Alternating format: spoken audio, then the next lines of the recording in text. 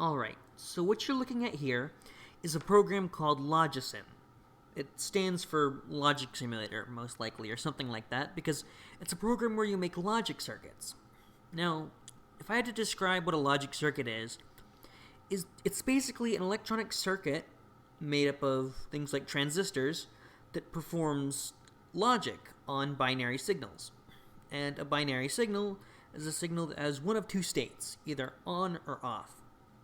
Now I've got some examples down here of some logic circuits, specifically some logic gates, which are circuits that do specific operations. They do specific things. And I've got the logic gates right here. Over here on the left, I have toggle switches, where each of these little boxes is a button. Each one of these circles is an LED representing what the state of that toggle is. And then these LEDs over here show what the output of each of the logic gates are. These green lines right here are wires, with dark green being off and light green being on. So this is an AND gate. And it's called that because, let's say, these two things are inputs A and B. And this is the output. The output is on only if A and B are on. So if I go and I turn A on, nothing happens. If I turn just B on, then nothing happens. But if I turn A and B on, then the output is on. Now another way to refer to this instead of saying on or off is true or false, where false is off and true is on. This is an OR gate, and it's called that because it'll be on or true if either A or B are true. So I can turn this one on, this A input, and it's on. I can turn this B input on, and the output's on. And I can also turn both of them on, and it'll still be on. This is a NOT gate. It only takes one input, and it basically inverts it. As you can see, the input is off or false, and the output is true. So if I turn the input on, then the output turns off. And okay, it's not turning off. I don't know why it turns the simulation off when I do that. Sometimes. That's weird. Anyway, you can make all sorts of different circuits that do all sorts of interesting things with combinations of these various logic gates. And this certainly doesn't look like logic gates because it's not. It's the very top level.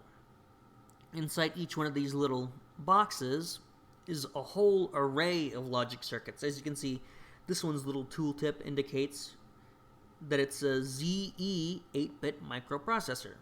ZE standing for Xenon because I made it. And this right here is a 32 by 32 LED matrix. And it's all off right now.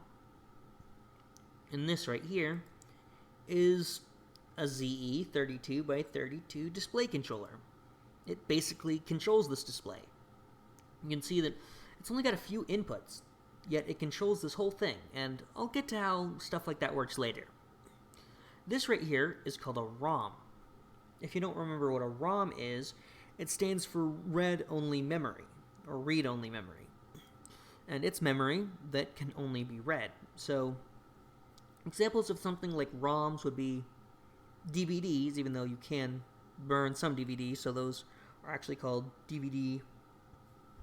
I don't actually remember what they're called, but there are DVD ROMs, and like if you remember the older game consoles, those had ROM cartridges that you plug in, and that's memory that can only be read and not written.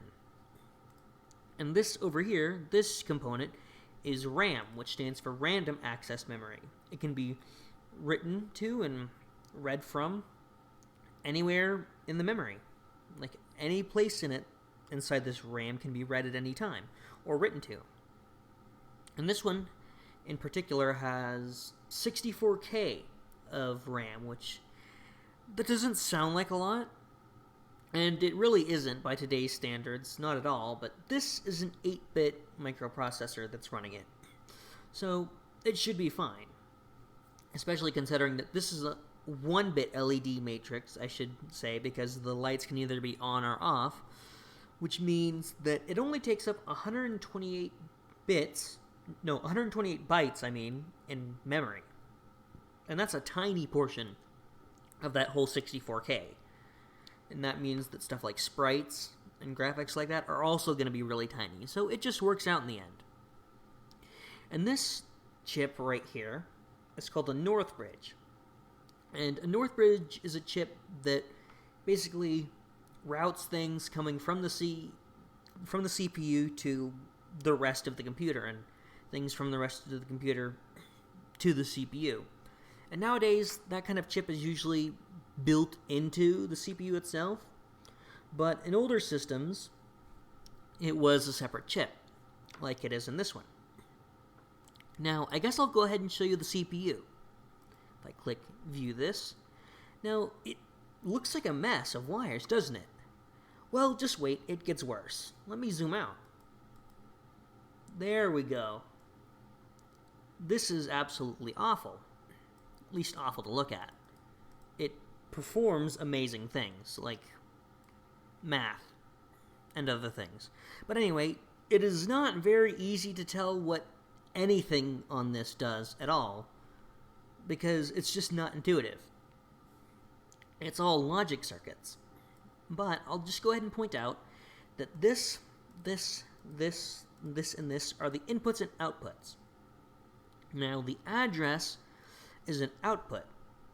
And what the address is, it says where in memory we're currently looking. Whatever we're doing there could be reading or writing, but the address just says that's where we're looking. And since there's a ROM and there's a RAM, there's also a graphics memory, this address can point to one of those three depending on where it is. The very bottom addresses, the ones closer to 0, go to the ROM. And the ROM's only, I think it was 1 kilobyte, I think?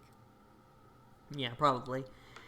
And the RAM takes up the majority of the address space, and it does not have its full 64K actually accessible because it's using the same address space as a ROM chip and the graphics. And the graphics is the very top 128 bytes of the address space. And this right here, this data bus in, what a bus is, it's basically like a highway for data. It's what the data travels across. And this particular one is coming in. And you can see we've got 00101111. And I think that corresponds to... I don't know what it corresponds to. I don't. But what it actually is, what I know it actually represents, is an instruction. Because it's at address 0, which means it's looking at the very first byte in the ROM. And I know what I put in the ROM. The first thing that's in there is an instruction. And the first thing that instruction does is copies a block of other instructions into the RAM. And then it jumps to the RAM and starts executing from there. So, yeah, and this data bus out is whatever data is coming out of the CPU. Now, that's just a tiny part. And there's a lot of things on this, and I'm not going to go through every single one. So, I'm just going to split it up into chunks. This chunk right over here in the top left, this is it's like the control center. This is where everything comes in and out of, and where everything gets routed into the CPU, or the thing that routes everything in the CPU, I mean, and that controls what things in the CPU are functioning and when. For example, this right here that I just pointed at is the instruction register. That's where the instruction lives while it's being executed. And this is the program counter. No, that's not the program. This is the program counter. It basically says where in memory we're executing. Of course, it can be overwritten by other instructions if you want to jump somewhere. This counter represents what part of the instruction cycle we are in. And it's made up of 4 cycles. And these 4 lines represent which part of the cycle we're in. The first one is fetch. That is when we're getting an instruction or data from memory. The next one's decode. And that is, if we just got an instruction, it's figuring out what am I supposed to do with that instruction and preparing to do that thing with the instruction. Then we've got execute. Technically, these two are both kind of execute, but I'll get to that in a second. The execute is the signal that says, okay, it's time to actually do what we're supposed to do. And then this last one, it's kind of finalization. There are some things that have to happen after execution before the next instruction can be executed. Like, for example, incrementing the program counter, resetting certain things that need to be reset, etc., etc. Anyway, not all instructions take one whole cycle to execute. Like this whole cycle of fetch, decode, execute, also execute. There are several instructions. In fact, most instructions take more than one cycle to complete. Some examples of some instructions that only take one cycle to complete, and I should probably show you the instruction set architecture, which is basically the instructions that the CPU knows. If I look at this, we've got these, there'd be 29 instructions. And this NOP, which stands for no operation, it takes one cycle, because there's nothing that has to do. And some other ones that only take one cycle, let's see, add, subtract, multiply, divide, negate, compare, left shift, right shift. I think, yeah, this one, the Y copy to A, the Y copy to B, Y copy to the lower part of the address, Y copy to the higher part of the address. Not that one. The logical not, logical and, logical inclusive or, logical exclusive or, and the modulo operator or remainder. I believe those are all things that only take one cycle to execute, because they're really simple. The operands, or things that they're working on, have already been provided by other instructions. For example, this load A and load B, these take 2 cycles, I believe, because the first cycle is, of course, decoding the instruction and preparing to execute it. And the next cycle is actually getting that data. So the thing is, if you have an instruction that needs outside data, it will take at least more than one cycle. Because you can, for each given cycle, you can only work with the data that you already have inside the CPU. So if there's any data that needs to come from outside, it can't happen until after the first cycle. Now, an example of a really, really, really long instruction is the copy instruction. Except, it's a little bit different. I'll get to that one in a second, so I'll instead draw your attention to the jump conditional. Jump if the specified condition is met. So you've got 2 bytes for address and a byte for the condition of whether or not to jump. So yeah, that takes, I think, technically 4 cycles, because on the last cycle it's actually doing the jump. And yeah, so that's one of the longer instructions. And I'll go ahead and get back to the CPU. And what's some other things that probably need pointed out? Oh yeah, I was in the middle of, like, what chunk to do what, and we just finished with the little control chunk.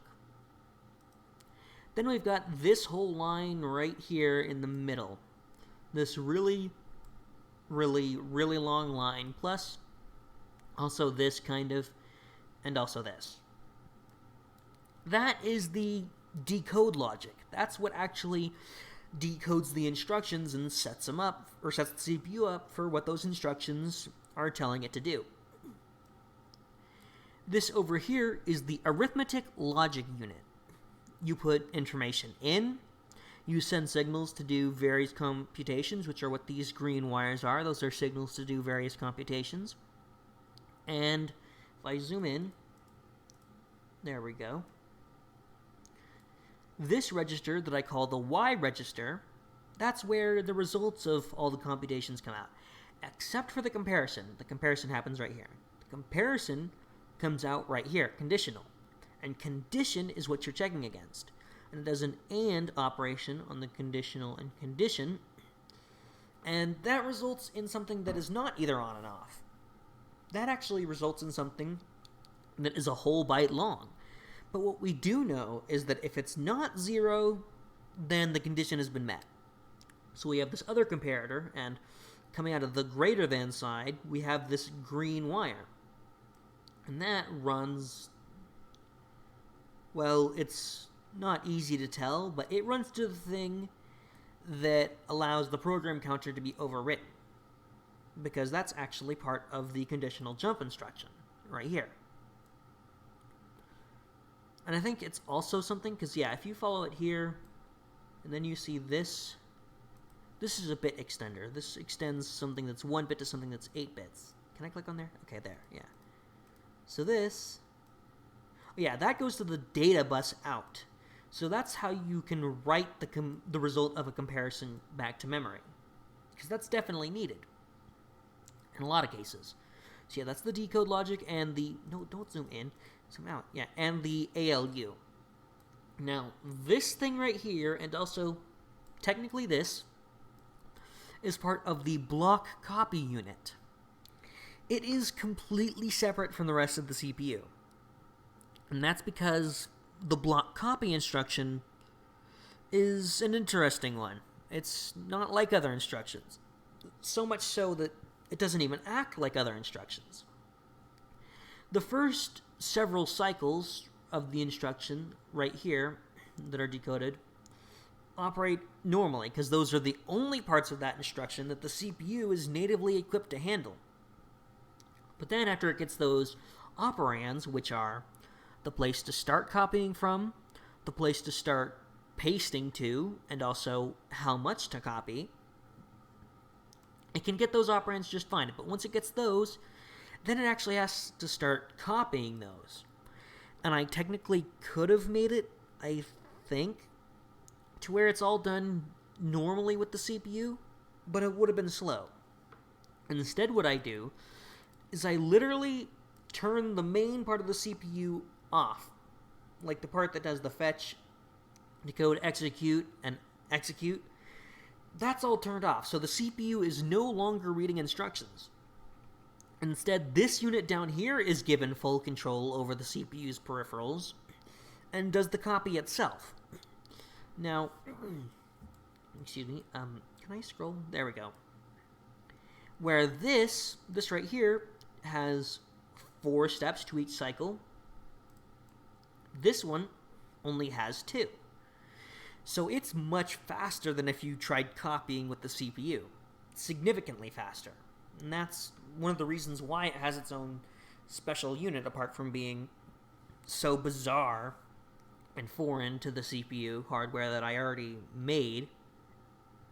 And also because it's just the most efficient way to copy things. And yeah, that's the CPU. There's a lot going on. Like, a lot. Like I said, I can't go through everything. I went through just the overview. So I'll get back out to our little computer and zoom back in, and I'll go to this ROM cartridge and click Edit Contents. Does that show up? It does not. That's sad. Can't actually see. Actually, I wonder. Give me 1 second. I'm going to do a little bit of an experiment. There we go. Okay. So now you actually can see it. So if I move that to the center, just to make it nice to read, there we go. So yeah, that is the actual ROM. So this 17 right here, that is, if we consult the little instruction set architecture, 17, which is actually hex 17, 17 is probably, that's 15, 16. Yeah, 11 is actually 17 in decimal, but hex 17 is the copy instruction. And then if we go back to this hex editor, or hex viewer actually, it's part of Logisim. Wait, what? Cool. That's not supposed to happen. There we go. That's what's supposed to happen. So yeah, we've got 17 and then we've got 1000. That's actually backwards to how the address would normally be read. It'd actually be read 0010. And if you look, that's really close to this, 010. This is the addresses. And so basically it's copying starting from there. And then it's pasting starting at 0004 or 0400. And as you can see, the highest this goes is 3F0 or 03F0 technically. So that's obviously not going to the ROM. That's going to the RAM. However, the RAM doesn't actually start at 0400. It starts at 0000. There's some math going on to make sure the addresses go to the right place. And that, I think, I will use as an opportunity to show you the North Bridge. And now, can't see that anymore, so we have to go to that. There we go. Wait, what is it? Okay. Sorry about this. I've never actually done something like that before. There we go. So now, let's look at the North Bridge. So we've got this CPU address in, then we've got the CPU data bus in, CPU data bus out, ROM address out, ROM data bus in, RAM address out, RAM data bus in, RAM data bus out, then GRAM address out, GRAM data bus out. So those are all the inputs and outputs for this thing. And right here and right here, we've got some logic and math going on for it to figure out what actual addresses to put out at what places. It's actually pretty simple, even though it looks kind of like a mess. Just believe me when I tell you, it's actually really simple logic and math. And it just does what it needs to do. And then we've got this this display controller. Now, it's also going to look like quite a beautiful mess, but it's actually, like I said, beautiful because it's actually very organized, if you look. See, that's very geometrical and nice and orderly, unlike the CPU. And all of these big boxes are the 32-bit output lines. There are 32 of these 32-bit output lines, which corresponds to 32 by 32 pixels. And they're all going down like this. And each one of them has a group of 4 8-bit registers. And of course, we can only input 8 bits at a time. So we have this address, the lower part of it, select which one of these 4 8-bit registers to use. And this thing right here, this huge DECT, which stands for decoder, which takes an input and decides which of these lines to turn on, it decides which actual group of 4 8-bit registers that we are pointing at. And putting it all together, it allows us to write something to the screen so it'll show up. So I'll go ahead and show you the operation of this computer, which I'm sure you've been waiting for 24 minutes. Oh my. That's a lot of minutes. Anyway, so the simulation tick speed is going to be 4.1 kilohertz. That's pretty slow, all things considered, but it's the fastest I can actually go. And what I want to happen actually does happen pretty quickly, so I'll just go ahead and show you. When I hit ticks enabled, you're going to see a lot of flashy wires and a lot of freaking out of the ROM and RAM chips. And then you're going to see something cool happen. So we just got this little, it's not a hashtag, it is a tic-tac-toe grid that is showing up on this screen. And why a tic-tac-toe grid? Because that's the only game that you could maybe play on something that runs this slow and not go insane.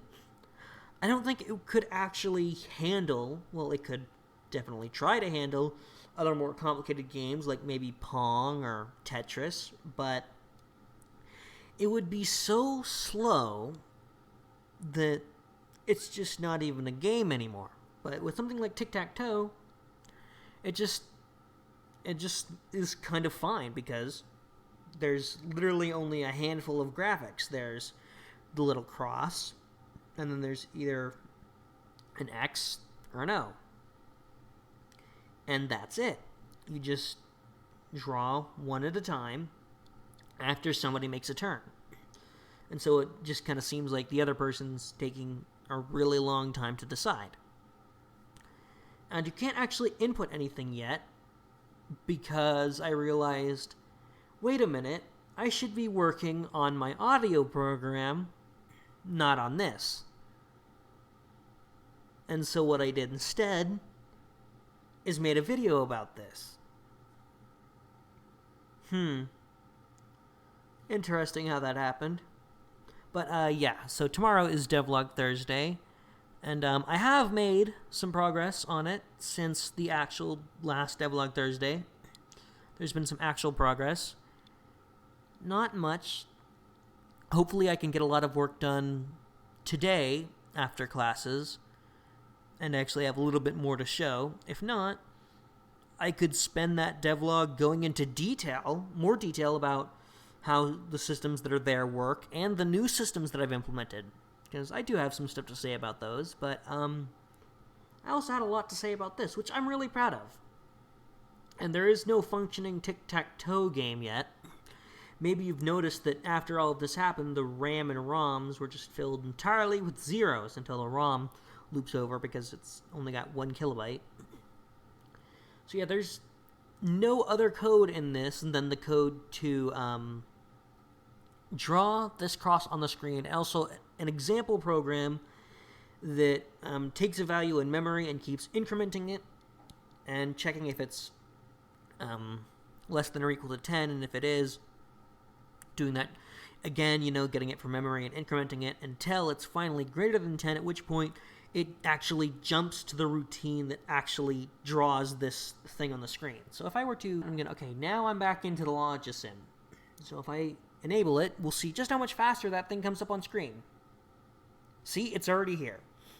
So yeah, that little routine, that looping routine, was taking a really long time and was actually completely unnecessary. It was only for checking to make sure that the instructions I already had were working, and they are.